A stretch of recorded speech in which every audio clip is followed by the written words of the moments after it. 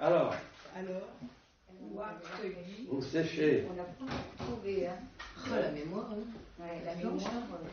C'est terrible, hein. Ouais. Alors, C'est je pas bien. vais vous le dire, dernier dimanche. Oui. si vous voulez. Ouais, il est dimanche de septembre. C'est sur un personnage Voilà. qui, Oui, Tiens. c'est ça. oui, il se rappelle parce qu'il a mis les messages en ordre pour le L'essentiel t'a triché. Moi, on m'a interdit de regarder mes notes.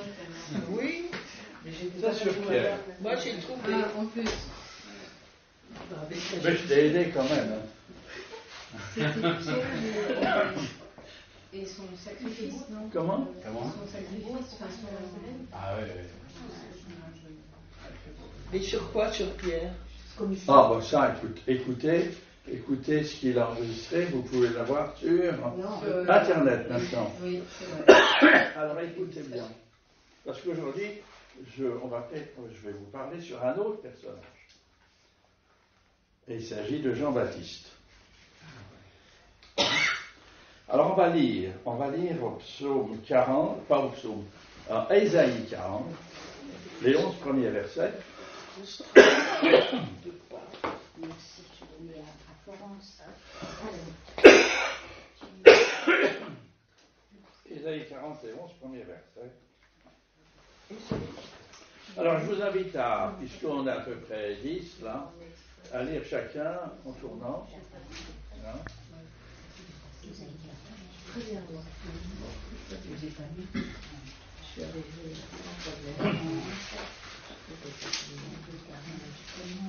Là, merci. De rien. C'est bon quand même, hein, 6 heures de là. 40, dans Ésaïe 40, premier verset, tu commences Sylvie. Et j'en lis combien? Un seul, puisqu'il y en a 10 à lire. Et... Consolez mon peuple, dit votre Dieu.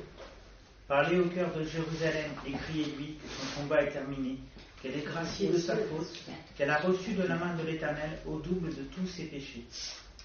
Une voix crie: préparez au désert le chemin de l'Éternel, aplanissez dans les lieux arides une route pour notre Dieu. Que toute vallée soit exaucée, que toute montagne et toute colline soient abaissées, que les coteaux se changent en plaine et les défilés étroits en vallons. Alors la gloire de l'Éternel sera révélée, et au même instant toute chair la verra, car la bouche de l'Éternel a parlé. Une voix dit: crie, et il répond: que crierai-je? Toute chair est comme l'herbe, et tout son éclat comme la fleur des champs. L'herbe sèche et la fleur tombe quand le vent de l'Éternel souffle dessus. Vraiment, le peuple est pareil à l'herbe. L'herbe sèche, la fleur tombe, mais la parole de notre Dieu subsiste éternellement. Monte sur une haute montagne, Sion, pour annoncer la bonne nouvelle. Élève avec force ta voix, Jérusalem, pour proclamer la bonne nouvelle.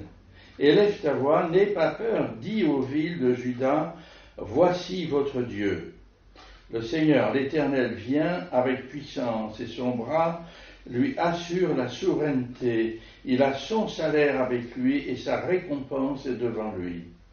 Pareil à un berger, il s'occupera de son troupeau, il prendra les agneaux dans ses bras, et les portera contre sa poitrine, il conduira les brebis qui allaitent. Je vous propose un deuxième texte qu'on va lire dans Philippiens, chapitre 1.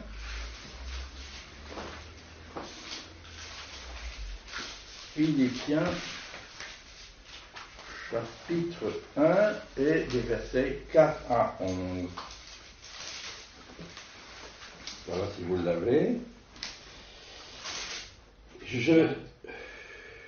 Dans toutes mes prières. Philippiens 4 Ah. Ouais.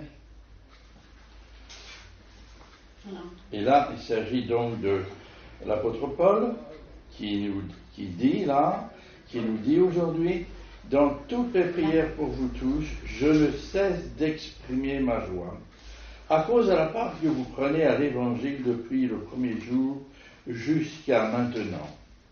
Je suis persuadé que celui qui a commencé en vous cette bonne œuvre la poursuivra jusqu'à son terme, jusqu'au jour de Jésus-Christ. Il est juste que je pense cela de vous tous, parce que je vous porte dans mon cœur. Vous qui participez tous à la même grâce que moi, aussi bien dans ma détention que dans la défense et l'affermissement de l'Évangile. En effet, Dieu m'est témoin que je vous chéris tous avec la tendresse de Jésus-Christ. Et voici que je demande dans mes prières, c'est que votre amour augmente de plus en plus en connaissance et en pleine intelligence, pour que vous puissiez discerner ce qui est essentiel.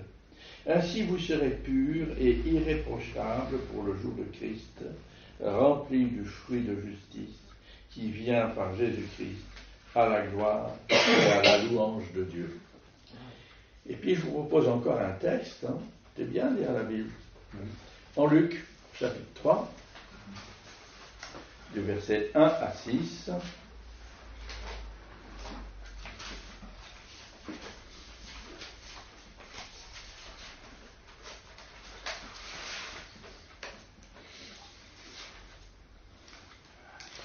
La 15e année du règne de l'empereur Tibère, Ponce Pilate était gouverneur de la Judée, Hérode tétrarque de la Galilée, et son frère Philippe, tétrarque du territoire de l'Ithurée et de la Traconite, Lysanias, tétrarque de l'Abilène, et Anne et Caïphe étaient grands prêtres.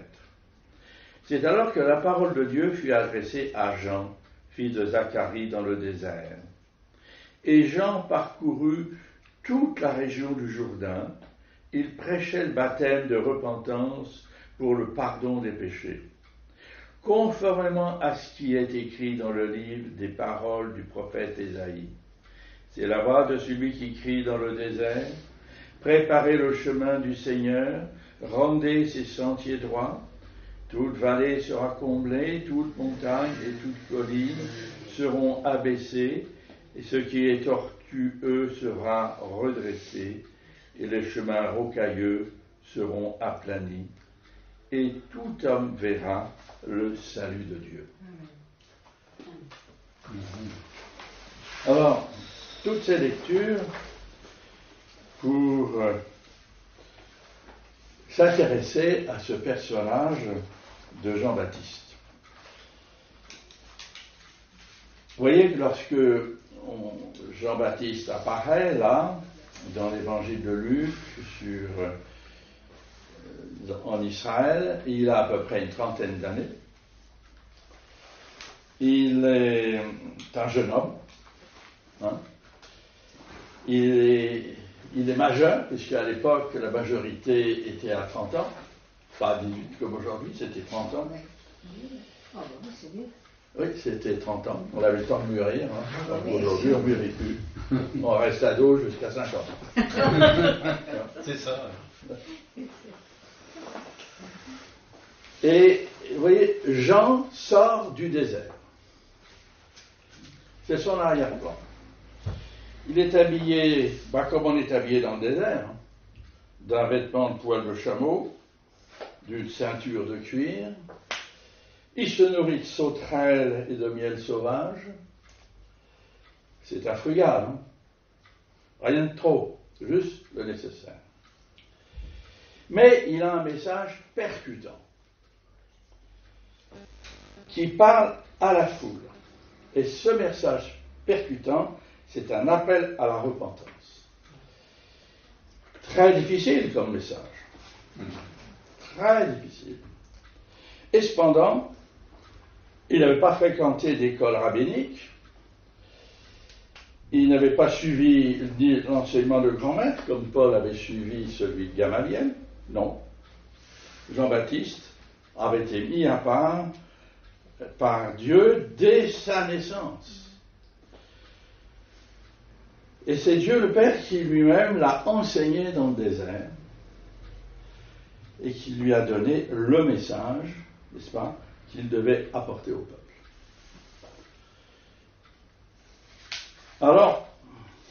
il apparaît d'un coup. Il parcourt le pays avec son message, on le dit, il est le long du Jourdain, il va faire l'aller-retour comme ça. Et aujourd'hui, on dirait que Jean-Baptiste est un genre de punk. Barbu, brun, hirsute certainement. Un baba cool. Voilà, mais un dynamique. Pas dynamique celui-là. Capable de relever les foules et de ne pas se laisser mener.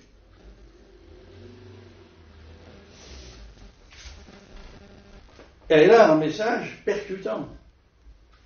Un message qui est écouté et qui frappe les cœurs. Alors il a un message, on se rend compte qu'il a un message qui est éminemment biblique. Il est essentiellement fondé sur la parole de Dieu.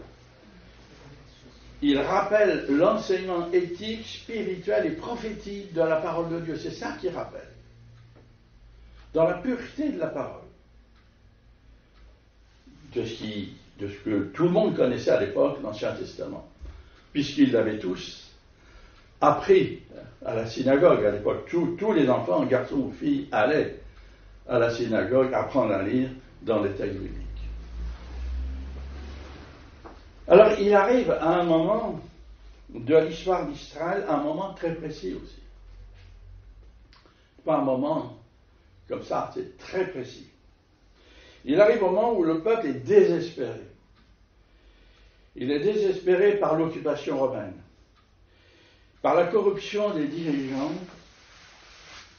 puis la misère que cela provoque, n'est-ce pas, une misère autant physique que morale. Quand on voit la liste des guérisons qui lui sont rappelées, c'est qu'il y a une grande misère dans le peuple à ce moment-là. Alors on voit comment le prophète Ésaïe le présente. Et puis on voit aussi à travers le texte que Luc reprend, quel est son ministère. Alors, on l'a lu, c'est la voix de celui qui crie dans le désert. Alors qu'il y a plein de monde autour. Alors qu'il est entouré de foule. Et il crie dans le désert. Donc il crie à des gens qui ne comprennent rien. Il parle à des gens qui ne comprennent pas. Et il dit, préparez le chemin du Seigneur, rendez ses sentiers droits.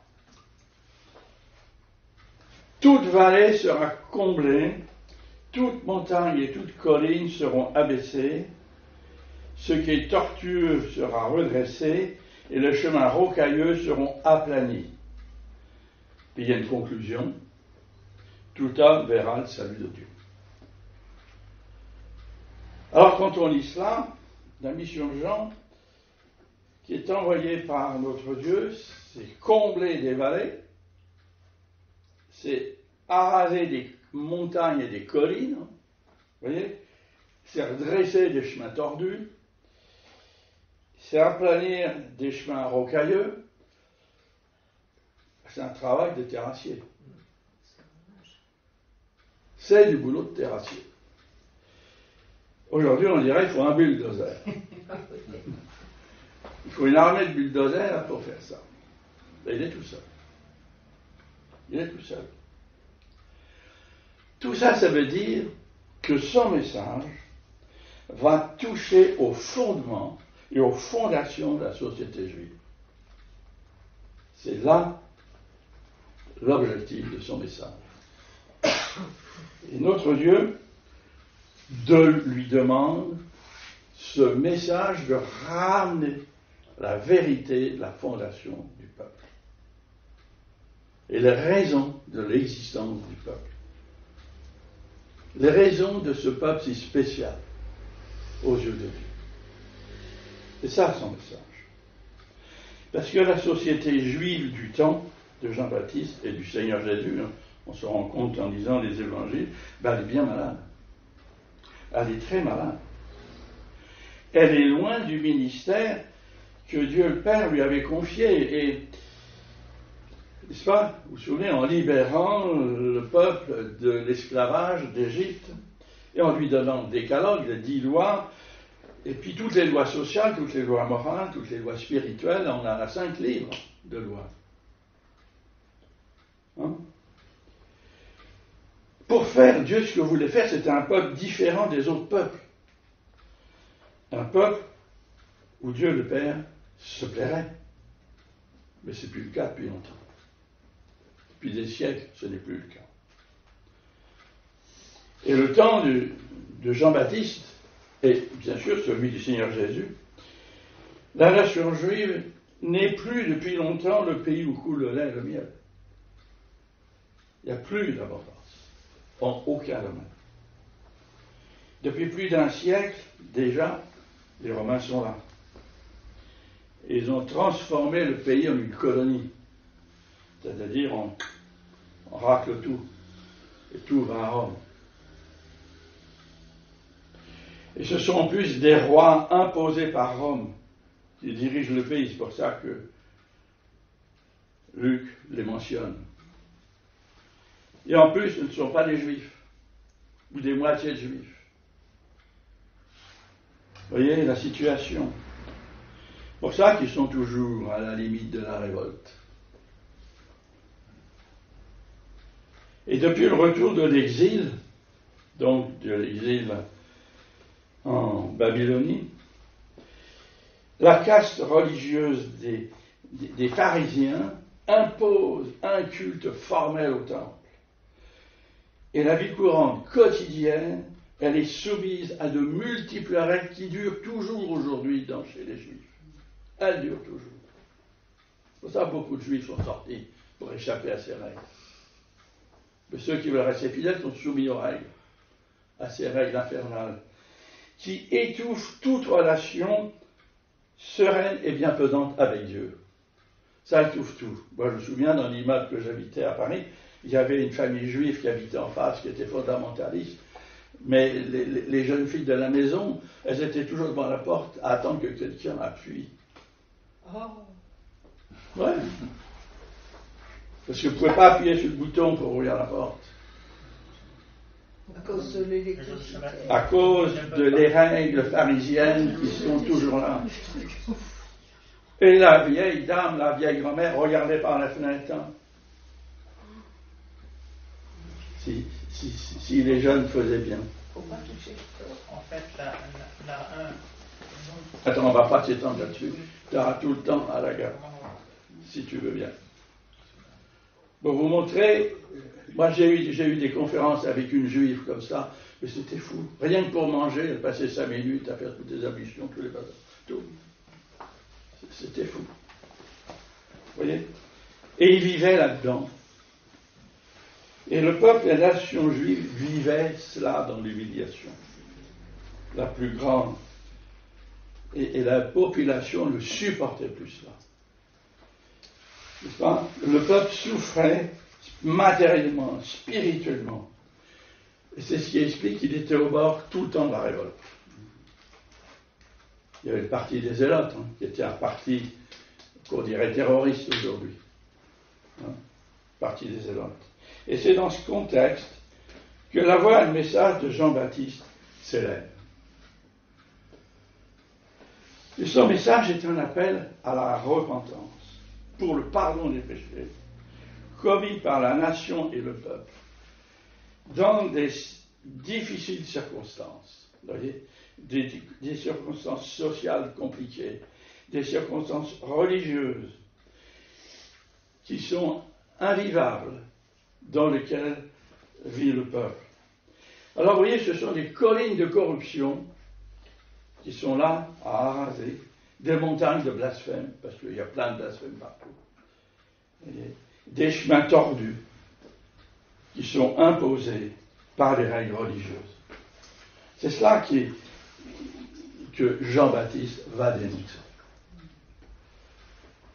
Et Jean-Baptiste va dénoncer ces pratiques, il va dénoncer ses péchés, et il encourage le retour aux valeurs séculaires transmises par Dieu le Père au peuple juif. C'est ça son message. Moi je crois que c'est ça. Là, vous voyez ce jeune homme, barbu, hirsute, peau de bête, qui est là, hein, à envier la foule et à pas plier devant la foule.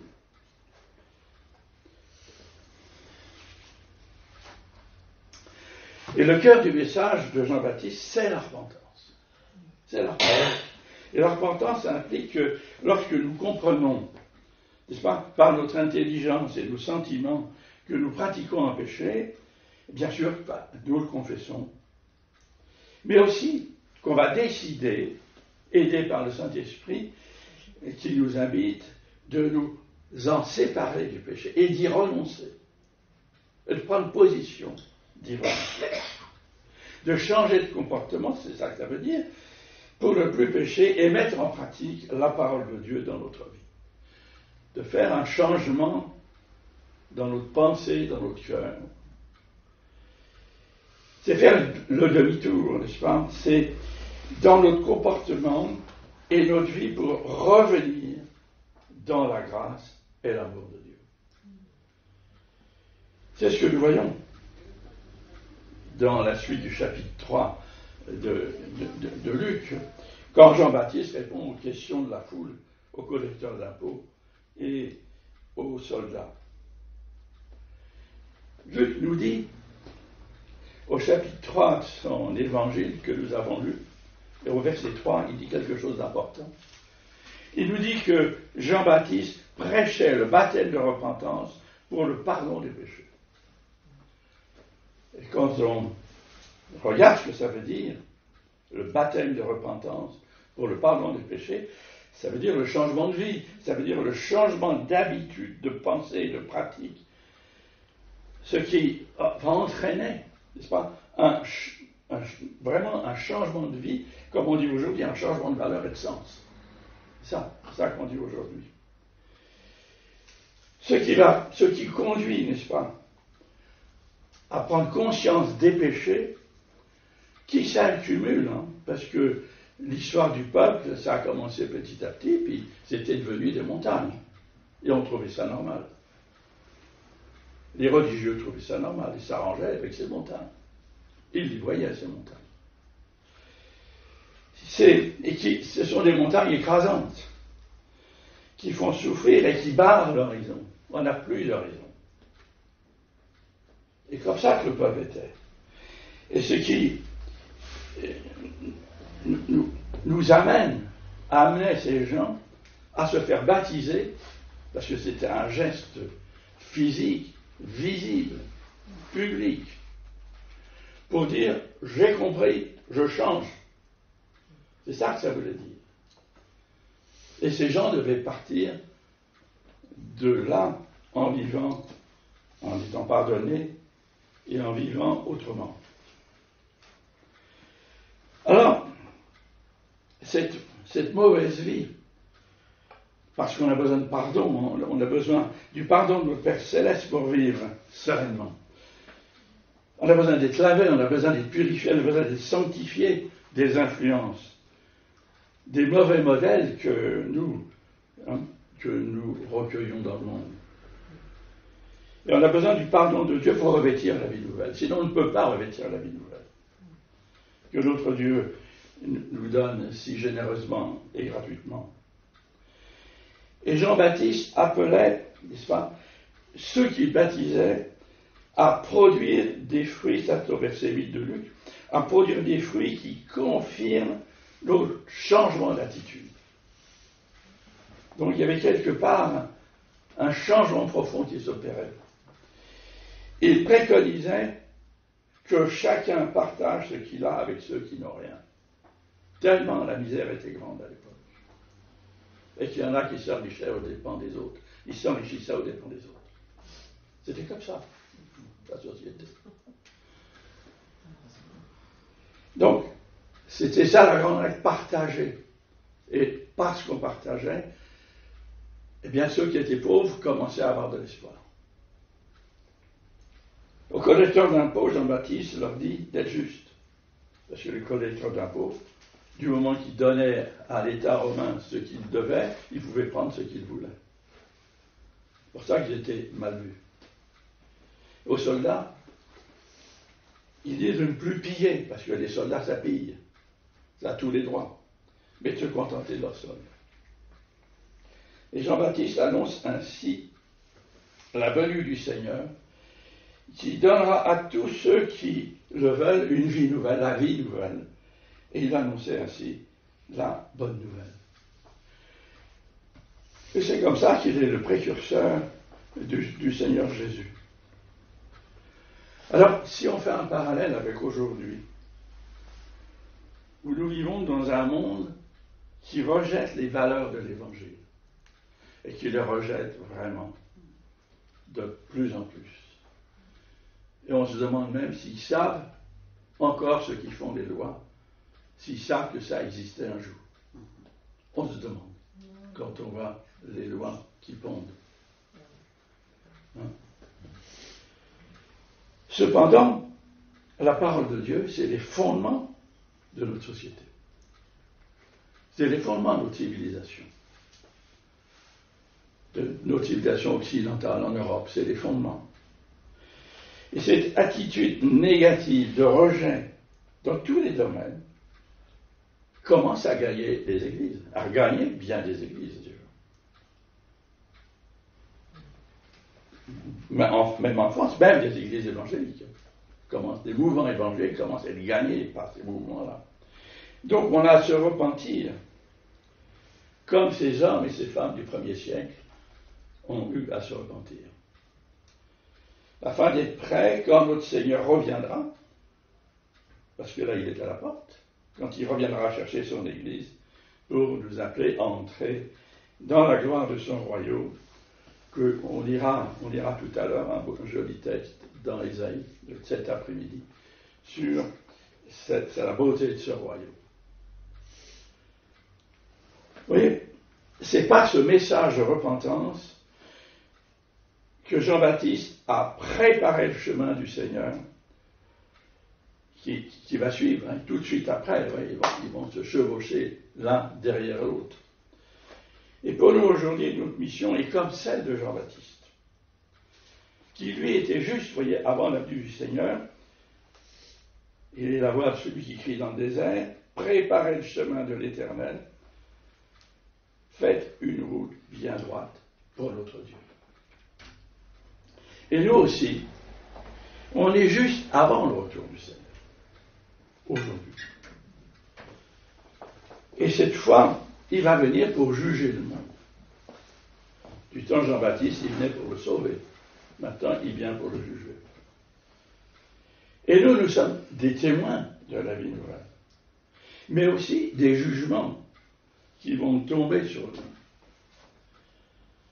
Et notre message, moi je trouve, il faut qu'on le présente dans ce contexte-là, comme Jean-Baptiste a présenté le message de Dieu dans le contexte de son temps. Et moi je ne vois pas, c'est un message à mon avis de repentance, mais aussi d'espoir. L'un et l'autre, il me semble, aujourd'hui, ne peuvent pas. On ne peut pas les dissocier devant les calamités qui se déploient sur le monde. Beaucoup de gens le voient. Et beaucoup de nos concitoyens ressentent ces menaces aujourd'hui. Ils sentent que le monde ne va pas, que le monde tourne plus rond.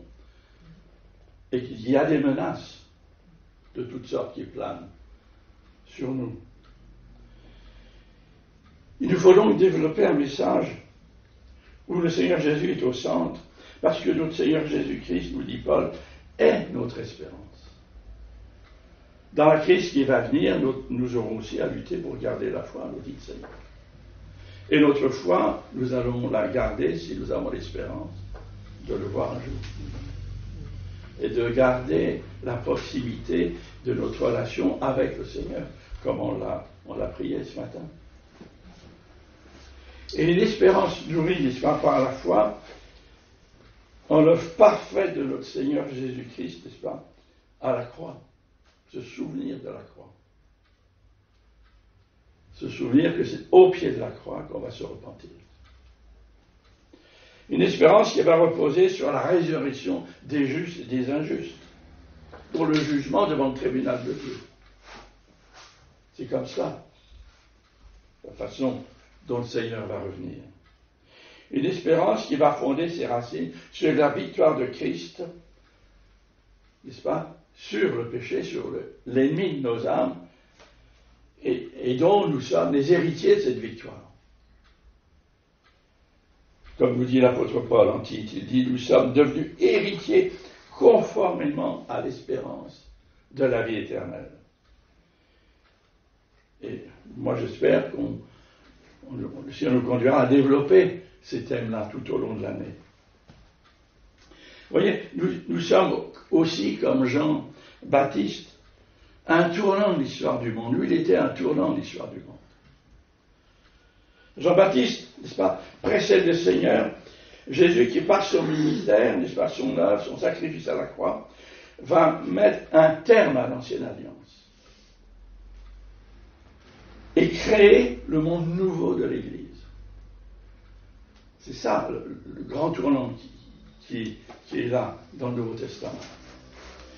Et l'Église est l'expression, n'est-ce pas, de la nouvelle alliance et elle va se développer en quelques décennies.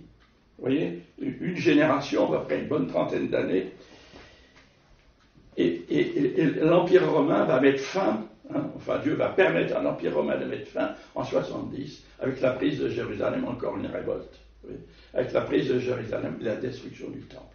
Et là, c'est la fin de l'Ancienne Alliance. La fin physique. Et c'est l'Église maintenant.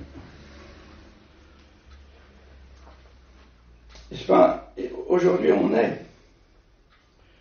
est près de la fin des temps. Moi, je ne pense pas que le 21e siècle va se terminer comme ça. C'est la fin du temps de l'Église aussi. Si c'est la fin de l'histoire, c'est aussi la fin de l'Église. Qui a failli, elle a failli dans son ministère de rendre le monde meilleur et vivable. Elle a failli. Quand on voit ce qui se passe dans le monde aujourd'hui, si c'est toujours passé finalement, il y a historiquement peu de temps où l'Église a vraiment été ce qu'elle devait être. Localement, oui, mais globalement, non. Alors, elle n'a pas honoré Dieu. Elle n'a pas honoré le Créateur de la vie. Elle n'a pas honoré le Seigneur Jésus-Christ à sa juste mesure, lui qui est le Sauveur du péché, qui nous sauve de la mort éternelle. Et on est aussi, nous, proches d'un tournant majeur de l'histoire du monde. On est proches, comme Jean-Baptiste. Nous sommes la voix de notre Dieu, que notre Dieu veut utiliser pour appeler à la repentance aux concitoyens, à prendre conscience que ça va plus, qu'eux aussi participent. S'ils ne changent pas, ils participent.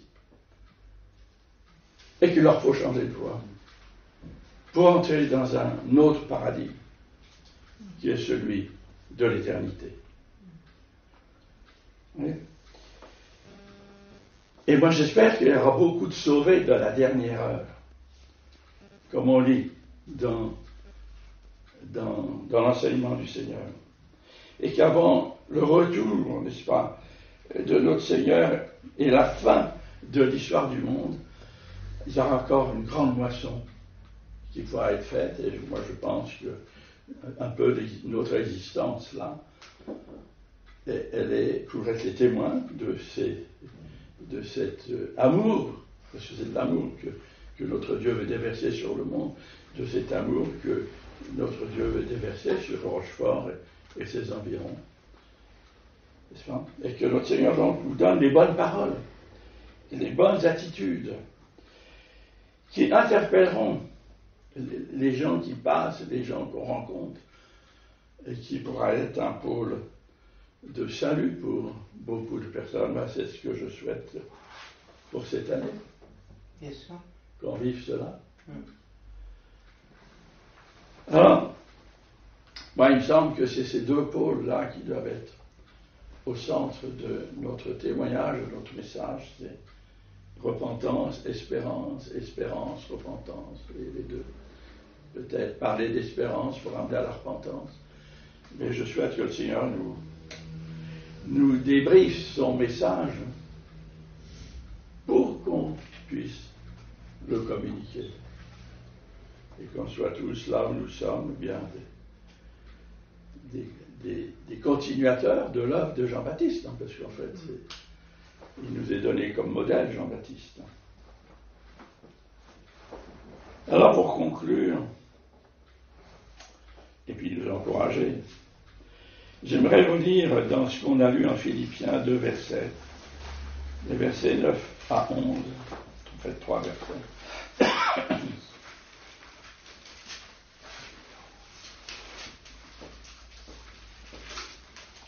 Si vous y êtes, voici ce que je demande dans mes prières, nous dit l'apôtre Paul. Tu peux redire le chapitre 1. Le 1. Chapitre 1, versets 9 à 11. Voici ce que je demande dans mes prières, nous dit l'apôtre Paul. C'est que votre amour augmente de plus en plus en connaissance et en pleine intelligence, pour que vous puissiez discerner ce qui est essentiel. Vous voyez, ne pas se perdre dans les détails, comme souvent on le fait, se noyer dans les détails. Ainsi, vous serez purs et irréprochables. C'est quand même, moi je trouve parlant ces versets, pur et irréprochable pour le jour de Christ. Ça, c'est le jour de Christ, c'est son retour. Qu'on soit debout, pur et irréprochable pour ce jour-là. Et ça sera un combat, ça sera une lutte pour chacun de nous. Rempli du fruit de justice qui vient par Jésus-Christ à la gloire et à la louange de Dieu. Que notre Seigneur nous aide, chacun, dans notre marche pour sa gloire. Amen. Amen.